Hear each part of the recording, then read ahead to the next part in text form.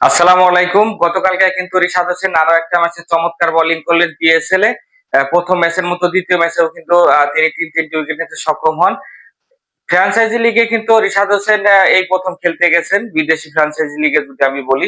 সেক্ষেত্রে কিন্তু রিশাদ হোসেন চমকের পর চমক দেখিয়ে যাচ্ছেন। প্রথম ম্যাচে ভালো পারফরমেন্স পরে কিন্তু তিনি দ্বিতীয় ম্যাচেও সেই ধারাবাহিকতা বজায় রাখেন। গতকালকে কিন্তু তার বোলিং ফিগারটা ছিল ৩ উইকেটে ২৬ রান ৪ ওভার বোলিং করে। যদিও এই বোলিং ফিগারটা কিন্তু আরো আকর্ষণীয় হতে পারতেন। রিশাদ হোসেন কিন্তু ইনিংসের আ মানে তার বোলিং ইনিংসের শেষ বলেই কিন্তু কুইন্টেল শাহর উইকেটটা নিতে পারতেন। কুইন্টেল শাহ কিন্তু তাকে উড়িয়ে মারতে যান, যেখানে কিন্তু সিকান্দার রাজার হাতে ক্যাচ আ হয়ে তালুবন্দী হন। যদিও সিকান্দার রাজা কিন্তু রোপে পা দিয়ে ফেলে, সেক্ষেত্রে কিন্তু সেটা 6 বলে পরিণত হয়। তো ইন্টারন্যাশনাল ক্রিকেটে কিন্তু আমরা এই সমস্ত ক্যাচ হরহামেশাই ধরতে দেখতেছি। যদিও সিকান্দার রাজার পাশে কিন্তু আরেকজন ফিল্ডার ছিলেন। আরেকটু বিচক্ষণ হলে হয়তোবা রিশাদ হোসেন আরেকটা উইকেট পেলেও পেতে পারতেন। তারপরেও রিশাদ হোসেন কিন্তু দুর্দান্ত বোলিং করেছেন গতকালকে।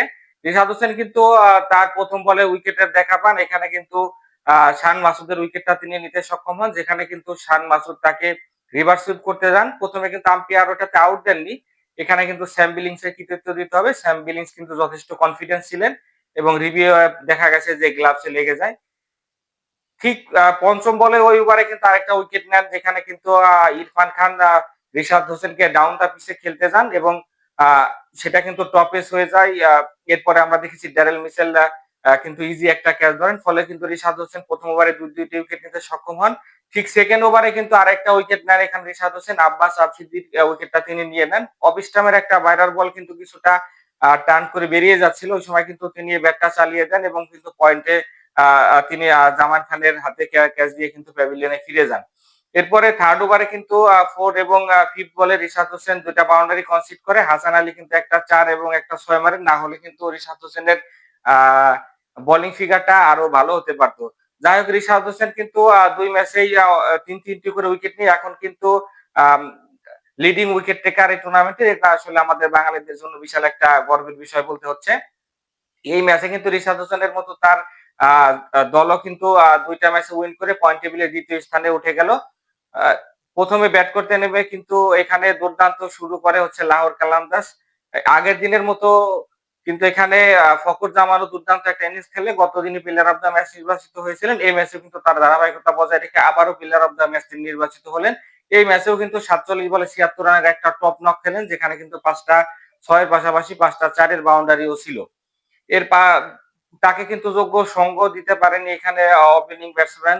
আ তারপরে ওয়ান ডাউনে খেলতে নেমেছিলেন এখানে হচ্ছে আ বা তাদের আব্দুল্লাহ শফিক। আব্দুল্লাহ শফিকও কিন্তু আ আ খুব দ্রুত ফিরে যায়। এরপরে আমরা দেখেছি ড্যারেল মিচেলের সাথে তার দুর্দান্ত একটা পার্টনারশিপে কিন্তু আ ম্যাচ অনেকটা নিজেদের করে নেয় এখানে লাহোর কালান্দার্স।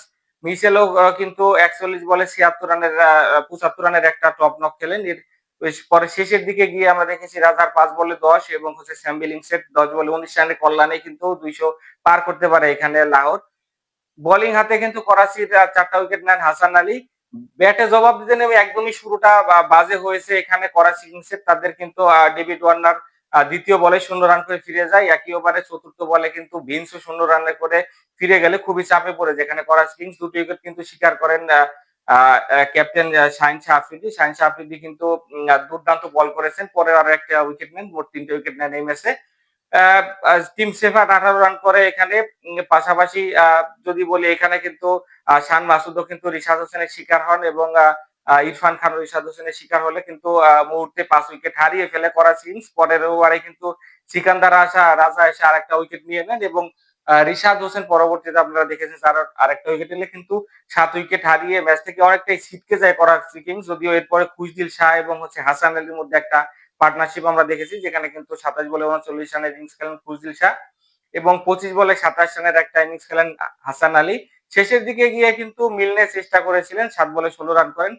এই রানে কিন্তু ১৩০ কোনোভাবে টেনে টুনে পার করতে পারে হচ্ছে আ করাচি কিংস।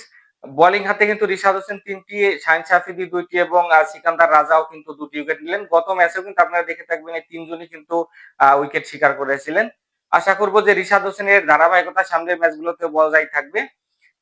আইপিএল, পিএসএল সহ বিশ্বের ক্রিকেটের সকল খবরাখবর পেতে লোকাল এক্সপার্ট চ্যানেলটাকে এখনো যারা সাবস্ক্রাইব করেনি তারা সাবস্ক্রাইব করে আমার পাশেই থাকুন। দেখা হবে নেক্সট ভিডিওতে। ততক্ষণ সকলেই ভালো থাকুন। আল্লাহ হাফেজ।